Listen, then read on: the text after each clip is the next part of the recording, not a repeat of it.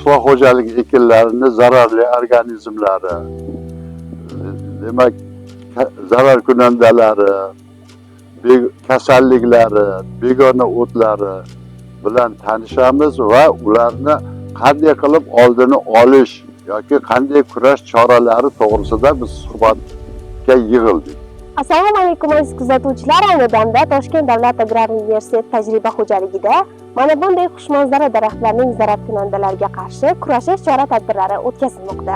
Toshkent davlat agrar universiteti tajriba xo'jaligida o'simliklar himoyasi va karantina kafedrasi professor-o'qituvchilari, magistr hamda doktorantlari ishtirokida bahorgi mavsumiy zararkunandalarga qarshi daraxtlarga kimyoviy preparatlar sepildi.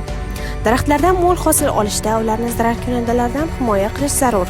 Ushbu zararli organizmlar nafaqat hosilning kamayishiga, balki daraxtlarning o'sishiga, sifatiga ham salbiy ta'sir ko'rsatadi.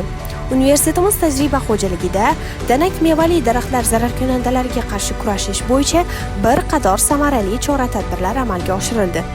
Ushbu tadbirlar nafaqat hosilni saqlab qolish, balki ekosistemada barqarorlikni ta'minlashga qaratilgan.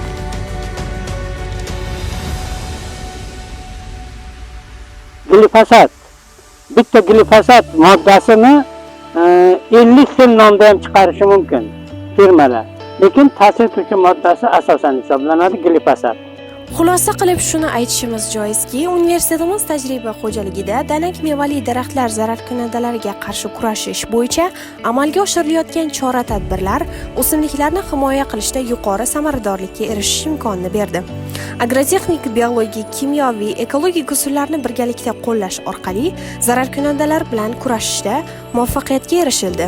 Ushbu tajriba kelgusida qishloq xo'jaligida zararkunandalar bilan kurashishda samarali va barqaror usullarni qo'llashda muhim yo'riqnoma bo'lib xizmat qiladi.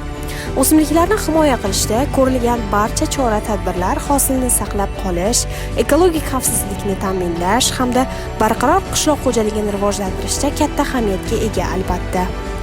Ushbu reportaj Toshkent davlat agrar universiteti matbuot xizmati tomonidan maxsus tayyorlandi.